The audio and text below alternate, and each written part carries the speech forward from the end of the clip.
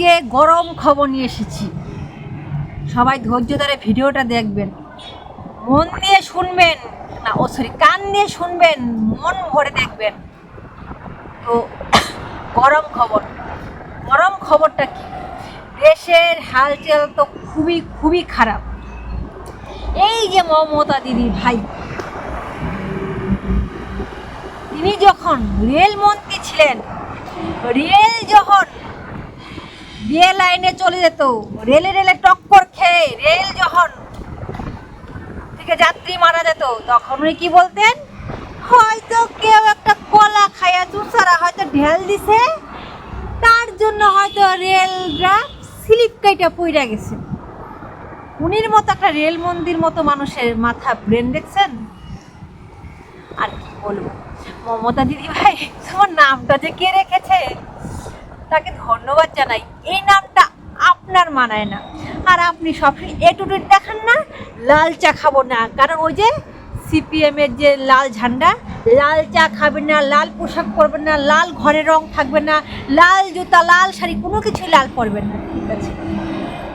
ঠিক আছে, আপনি লাল চা খান না, নাকি ব্ল্যাক চা খান? লাল চাই তো খান। আর এইগুলো ভেজ ধরে যে রাস্তায় ঘুরে কি প্রমাণ করতে চান? আরে আপনার নিজের যদি সন্তান থাকতো তাহলে আর এই সারা বিশ্বটা কেঁপে যেত না। সারা বিশ্বের থেকে এই যে প্রত্যেকটা ছেলে মেয়েকে যে আপনি রাস্তায় দাঁড়া করিয়েছেন, এখন তাদের বাটি নিয়ে ঘুরতে হবে সেই ব্যবস্থা করে দিয়েছেন। আরে সেই ক্ষমতা তো ফুসকার ছিল, ফুসকালার সে কুটিপতি মন্ত্রীর হাতে কিন্তু বাটি ধরে রাস্তায় দাঁড়া করাতে পারে। আপনি তো একটা মুখ্যমন্ত্রী, আগে রেলমন্ত্রী ছিলেন, এখন আপনি দেশের জন্য কি করেছেন শুনেন? আপনার তো এই বয়সে নাতি পুতি নিয়ে থাকার কথা, আপনার ওখানে মানায় না,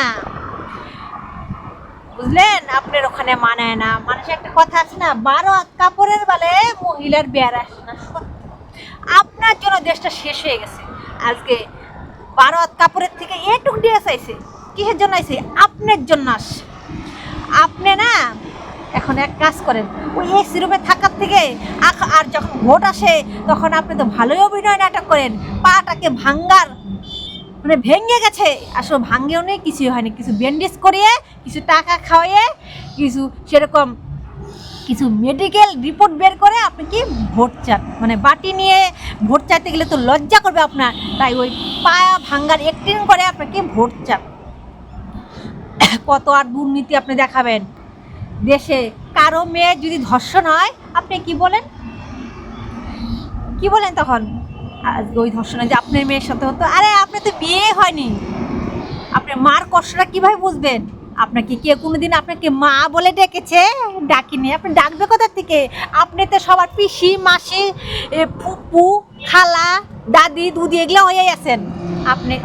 আপনি তো মা হবেন কি করে? মার কষ্ট বুঝবেন কেউ? আরে একটা কথা তো ছোটোবেলাতে শুনে এসেছি, আটখুড়ার মুখ দেখলে বলে যাত্রা নাই। মানে যাদের বাচ্চা হয় না তাদের মুখ দেখে যদি শুভ কাজে যায় তাহলে বলে তার যাত্রা হয় না। আপনার তো একটা আটখুড়া, আপনার তো কোনো ছেলে বলেই নেই। আপনি দেশের জন্য কি করেছেন? এই যে প্রত্যেকটা ঘরের যে শিক্ষকগুলাকে যে আপনি রাস্তায় বসে, আর শিক্ষা নিয়ে আপনি নোংরামি খেলেছেন, দেশটাকে শেষ করে দিয়েছেন, শিক্ষাকে বিক্রি করেছেন। আপনি ফুটপাতে মোমোর দোকান, চার দোকান দেন। অরিত্রের মতো একটা ছেলে আপনাকে কেন বলে আপনার ছেলে নাতির বয়সী, সে হচ্ছে আপনার নাতির বয়স, সেও আপনাকে বলছে আপনি রাস্তায় বসে ফুটপাতে চা কফির দোকান দেন, আমরা কিনে খাবো। একদিন করে দেখেন না, ওই এসি রুমে থেকে ওই মুখটাকে ফেসিয়াল করে একটু রাস্তা দিয়ে ওই স্যান্ডেল জুতা পরে মানুষকে দেখান, তাই না? যে আপনি একদম নর্মাল বেশি থাকেন, আপনার ভিতরটা কুচ্ছিত আবর্জনা ভর্তি। গিরগিটি দেখেন, গিরগিটি আপনি হচ্ছে সেই গিরগিটি, বুঝলেন? আপনার মা হওয়ার তো কোনো যোগ্যতাই নেই। আপনাকে মা কোনোদিন কেউ ডেকেছে? ডাকিনি। তো আজকে আলোচনা এইটুকুই, এখানেই শেষ করলাম। যদি ভালো লাগে সবাই শেয়ার করে সবার মাঝখানে পৌঁছে দিবেন, আপনার জন্য যেন কোনো ছেলে মেয়ে আত্মহত্যা না করে। আর করলে আপনি কি যায় আসে? আপনার কোনো যায় আসে না, কারণ আপনার তো মা হওয়ার যোগ্যতা। আর মমতা তো মমতাময়ী মা থাকে, মা না। আপনার নাম মমতা কি করে হলো? আপনার তো মমতা নাম রাখা বাড়িতে আপনার নাম রাখা ছিল শালডাটা, শালডাটা আপনার নামটা থাকে ভালো মানাইতো। আপনি তো একটা খলস পড়া নারী, আপনার জন্য দেশে সব নারীর সম্মান নিয়ে খেলা হচ্ছে, আপনার জন্য ছোট ছোট বাচ্চারা ধর্ষণ হচ্ছে, আপনার জন্য ছেলেমেয়েরা শিক্ষা থেকে বঞ্চিত হচ্ছে। আজকে এখানে আলোচনা শেষ করব। যদি ভালো লাগে শেয়ার করে দিবেন। নেক্সট ভিডিও নিয়ে আসছি আবার।